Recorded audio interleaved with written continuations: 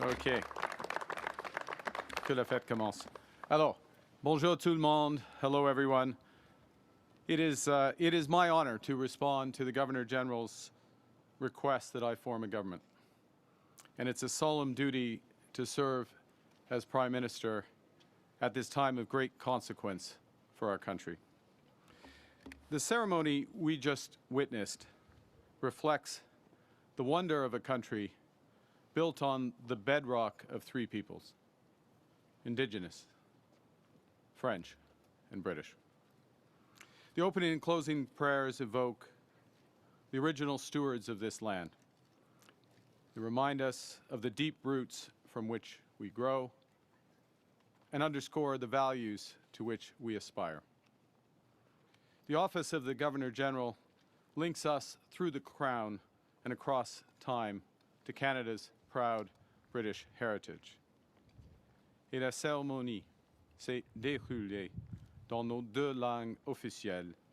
Notre identité bilingue nous rend uniques et la langue française enrichit la culture.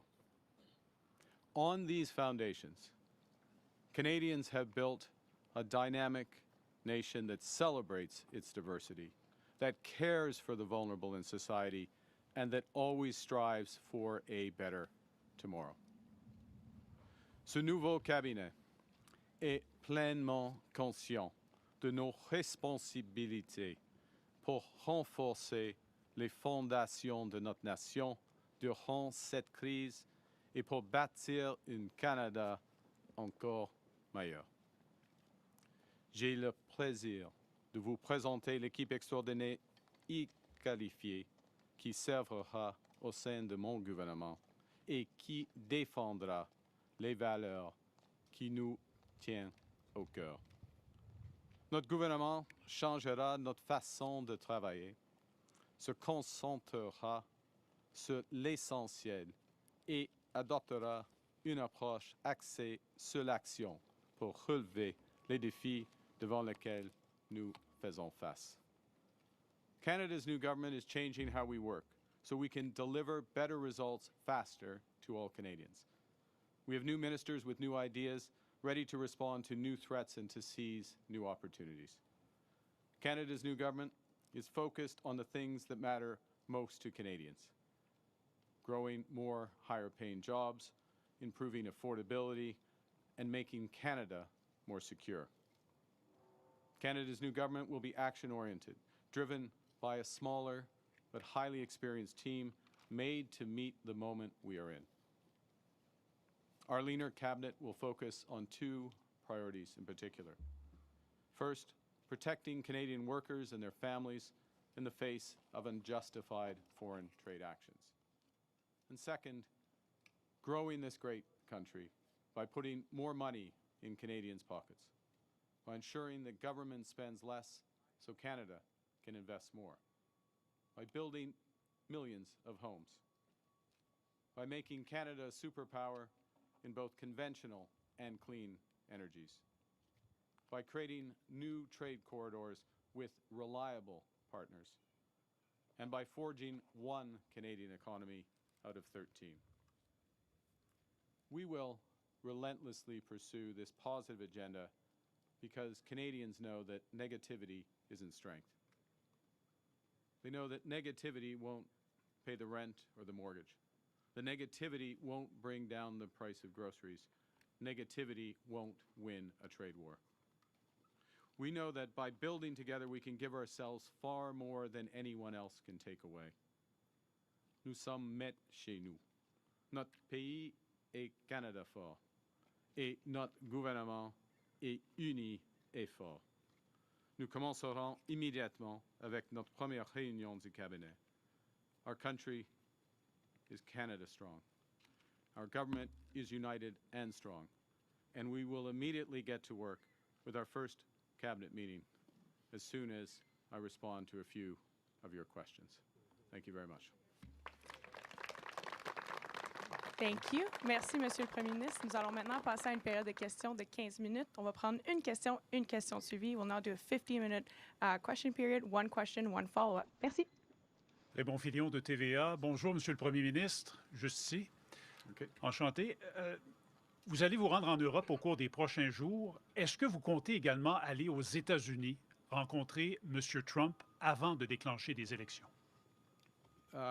J'ai reçu une invitation de Monsieur le Président de la France afin d'avoir une conversation sur plusieurs enjeux, des enjeux commerciaux, des enjeux qui concernent la sécurité d'Europe, l'Ukraine, la sécurité du Canada. J'ai bien reçu une autre invitation de Monsieur le Premier ministre du Royaume-Uni. Alors, c'est une bonne idée d'y aller parce qu'il faut que nous diversifions nos partenaires commerciaux et renforcer notre sécurité. J'aurai, j'espère, une conversation avec Monsieur le Président des États-Unis, mais je n'ai pas un plan pour le moment d'y aller. Merci.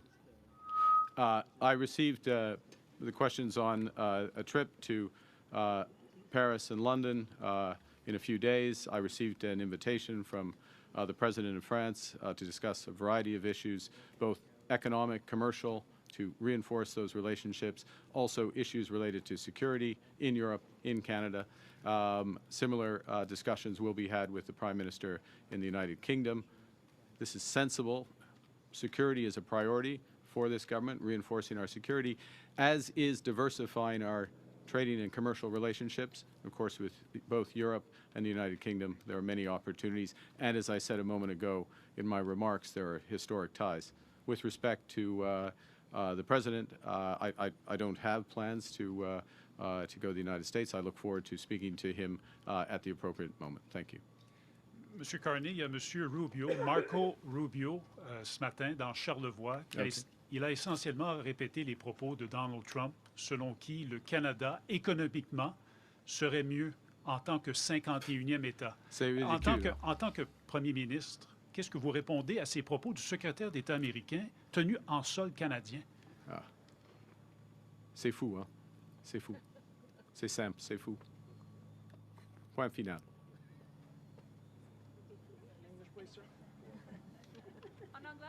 It's crazy. His point is crazy. That's it. Question. Yeah. Hi, Prime Minister. Tom Perry with CBC. Can I ask you what your plans are for the next few weeks? Are you going to be bringing back the House? Are you going to be calling an early election? And if so, when should Canadians expect to go to the polls? Well, they certainly should expect to go to the polls before November. The news today is behind me. An exceptional group of individuals who are serving Canada, united, focused cabinet, focused on action, focused on the issues for Canadians. We are, as I said a moment ago, we will be going to take some decisions which directly meet some of the objectives I set out in my remarks and we've been discussing. That's the news for today. There will be other news in the coming days with respect to ensuring that we have as strong a mandate that is needed for the time. Thank you. And when you're in Europe, are you going to be seeking assurances from Canada's allies that this country will never become America's 51st state? And when would it be an appropriate time for you to take that message to the U.S. President? Well, I've been clear, personally I've been clear, the ministers behind me, I think to an individual, when asked, have been clear that we will never, ever, in any way, shape, or form, be part of the United States. America is not Canada. Look at the ceremony we just had. You could not have had that ceremony. You would not have that ceremony in America. Look at the cabinet behind me. You would not have that cabinet in America. You do not have that cabinet in America. We are a very fundamentally different country. So irrespective of any issues economically, fundamentally to our core, to our identity, is one reason why we have a minister, and I will thank Mr. Guilbeault to be our Minister of Canadian Identity and Culture and bringing in all those aspects and reinforcing them. So before we get to the economics of it, we won't be part of it. And when we get to the economics, then the President is a successful business person and deal maker. We're his largest client in so many industries. As the Minister of Finance and the Minister of Industry, Monsieur Leblanc and Monsieur Champagne, have made this point. Clients expect respect and working together in a proper commercial way. So the nature of Canada means we won't. The economics means we shouldn't. And what you will see from this government is focusing on building here at home, building with different partners abroad, and that will reinforce the point. It's good. We're doing it for our own reasons, to be clear, for our own people, for the high-paying jobs. But eventually, the truth will out, and the Americans will understand as well. Thank you. Our allies, sir, do you want to So hear I don't think we need. I don't think we need to hear it from. Nous sommes maîtres chez nous. We're masters in our own home. We're in charge. You know, we're in charge. It's always nice when people say nice things about you, but we don't need it. We're not seeking it. What the discussions I will have on behalf of the government in Paris and in London will relate to opportunities that both our countries share, as well as our shared history. Monsieur le Premier ministre, Valérie Gamache de Radio-Canada, enchantée. Merci. Vous n'avez pas de ministres qui viennent de l'Alberta, qui ont une circonscription en Alberta. Est-ce que c'est parce que vous songez vous-même à vous présenter dans une circonscription albertaine? Ouais, vous avez raison que j'ai grandi en Alberta et j'ai lancé ma campagne à Edmonton, ça c'est sûr. C'est pas le moment d'annoncer ma circonscription. Alors, votre prochaine question? It's a question. I'm complimenting the journalist from Radio-Canada, and I would like to compliment the very existence of Radio-Canada, and I'd like to reinforce that my government would be reinforcing. It goes back to Canadian identity, culture. This is away from the news, but the broader sense. So I'll finish the answer. I compliment the question. She's recognizing that I grew up in Alberta. I launched my campaign in Alberta. I'm just reinforcing today. Today, the story is behind me, and there will be more news because those behind me will be taking some important decisions this afternoon. Monsieur Carney, depuis le début de votre point de presse, vous avez 3 fois mentionné les langues officielles. Pourtant, le nom langues officielles n'apparaît pas dans le nom du ministère de M. Guilbeault. Et vous avez remplacé patrimoine par identité canadienne. Est-ce qu'il y a là un message pour le Québec? Pas du tout. Pas du tout. C'est un renforcement de notre identité. La langue française est au sein de l'identité canadienne. Et M. Guilbeault, il est un ministre exceptionnel, mais et il a maintenant la responsabilité, il a encore des responsabilités pour les langues officielles. Mais cette question de l'identité canadienne, c'est plus large de notre langue officielle, c'est plus large de notre patrimoine. Ça existe maintenant. On renforce, on bâtit l'identité canadienne. Ça inclut, ça c'est clé. L'identité canadienne inclut la nature. Et une des responsabilités de M. Guilbeault est de ramasser toutes nos responsabilités en ce qui concerne la nature, la biodiversité, nos océans, et de les protéger et les promouvoir. Merci. J'ai une question. Next question. Prime Minister Carney, first off, congratulations. Thank you. Second, David Baxter, Canadian Press. April 1st is fast approaching, the date the consumer carbon tax is set to increase once again. You've talked about getting rid of it. How are you going to do it in the next 2 weeks? Your question, how are we going to do it by the end of the day? That's a great question. And we'll come right back to you on that following the cabinet meeting. In that order? That's you have a better follow-up than that. Oh, there is a better follow-up, but just to get clarification, you are going to do it Then by that would cabinet be 3 order? questions, and everyone else will get angry. There we go. We'll go back to it. So you've talked about Trump needing to show Canada respect. President Trump. President yes. Trump, yes, President Trump needing to show Canada respect. You said that again just now. Are you not going to speak with President Trump until he cuts out this 51st state talk? No. I look forward to speaking with President Trump, just to be clear. We respect the United States. We respect President Trump. President Trump has put some very important issues at the top of his agenda. We understand his agenda. We understand the importance of addressing the scourge of fentanyl, which is a challenge here in Canada as well as the United States. And I would say that the measures that have been put in place in recent weeks in Canada and Mexico, also the United States, means that we are making tremendous progress. I'll speak specifically for against fentanyl. We understand the importance President Trump places on American workers and American jobs. We want him and his administration to understand the importance we put on Canadian workers and Canadian jobs. And we will look for avenues to work together so that both objectives are met in terms of both our great economies, just as we are doing, and the people behind me have led this, just as we are doing with respect to the scourge of fentanyl. Thank you. Prochaine question. Next one. Hi, Prime Minister Carney. I'm Jillian Piper with Global News. I understand that your assets have been put into a blind trust. I wanted to ask you, what is the value of the assets and where did they come from? How can Canadians know that there's no conflict of interest if they don't know where the assets come from? That's an odd question, or odd way of framing it. The assets are in a blind trust. So, and can I point out that for those who don't follow this, I have 6 months to put, or 120 days to put the assets in a blind trust. I already have put the assets in a blind trust. And once assets are in a blind trust, you don't know that, by definition, you don't know the assets because the trustees take over the responsibility. I would like to reassure you that the assets that I have were earned through employment. Employment income, employment as a public servant, and employment in the private sector. And I would note as well that employment in the private sector is something that the Leader of the Opposition has never experienced. And I would point as well that complying or meeting standards expected of a leader of a party, let alone a prime minister, is something that the Leader of Opposition has not respected either, and I'm speaking directly with respect to his refusal, still at a time of great crisis, to get his security clearance, something I managed to do in 2 weeks.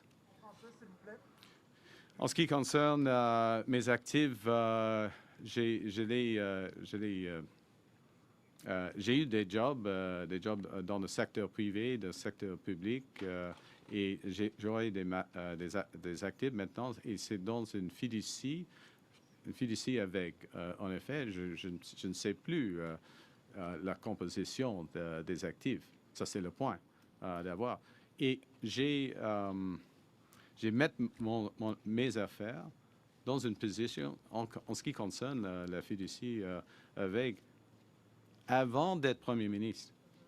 Avant d'être Premier ministre, j'aurais une centaine, 100 jours, 120 jours de le faire.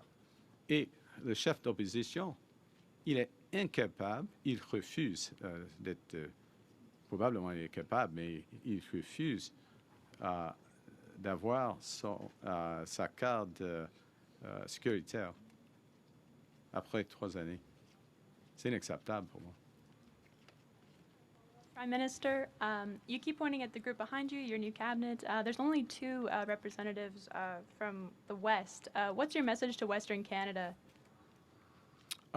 So the numbers in the cabinet are all necessarily smaller because the cabinet is much smaller. And the cabinet is much smaller because it's focused on the issues that are most important to Canadians, meeting the moment, and the moment is a moment of crisis. We have very capable, exceptional members from Western Canada in there, as well as deputies from the West. But it's a factor when you reduce things down. And I'm Prime Minister of all of Canada, of course, and I'm from the West. And I would note maybe as well, and this is a challenge I think we have. I'll just make a general point. Let's take an example of Chrystia Freeland. Okay, exceptional minister, exceptional public service. Chrystia Freeland lives in Toronto. Chrystia Freeland is from the West. Chrystia Freeland is from Alberta. But people get classified in a way that limits the breadth of experience. I could give you many examples of the pan-Canadian nature of this cabinet. Last question and follow-up. Dernière question et question de suivi. Ramsey with the Toronto Star. Prime Minister, speaking of your cabinet, the front line of your cabinet and the vast majority of your cabinet were all ministers during Prime Minister Justin Trudeau's time. How does this represent change? Well, there's a couple of things. One is this first thing, smaller cabinet, more focused on action. Everybody in this cabinet is senior. Everybody in this cabinet is senior, so I don't accept the front line and the implication that there's a front line and another line. The second thing is one of the top issues, of course, is the crisis with respect to the United States and the opportunity with respect to trade diversification. So keeping together those individuals who have been on, and now I'm going to use your term, the front line, but the front line in a commercial battle, keeping together those individuals so that we are seamlessly addressing these issues and seizing the opportunities was very important to us, and that's reflected in the cabinet. But of course, it's reflected fundamentally in their capabilities, which are here for the moment. And on President Trump, what makes you think you personally would be better fit to handle him than Trudeau was, and why do you think he'll have more respect for you than he did for him? Look, I'm not going to put myself into to represent that President Trump in any way, shape, or form. President Trump and I, though, we share some experiences. I have been in the private sector. I have worked in the real estate sector. I have done large transactions. I have worked with him during his first presidency at the G20, at the G7. I respect what he is looking to accomplish. And we have built a base through the interactions that we've had, including, as of yesterday, with the meetings of the Minister of Finance, well, I'll say, because their roles have slightly changed, Monsieur Champagne and Monsieur Leblanc, and Premier Ford with the Secretary of Commerce, as well as the meetings that the Minister of Foreign Affairs had with her G7 counterparts, including Secretary Rubio. So we are building that base. But in many respects, part of my experience overlaps with that of the President. We'll both be looking out for our countries, but he knows, and I know from long experience, that we can find mutual solutions that win for both. Thank you. Sur Monsieur Trump, s'il vous plaît.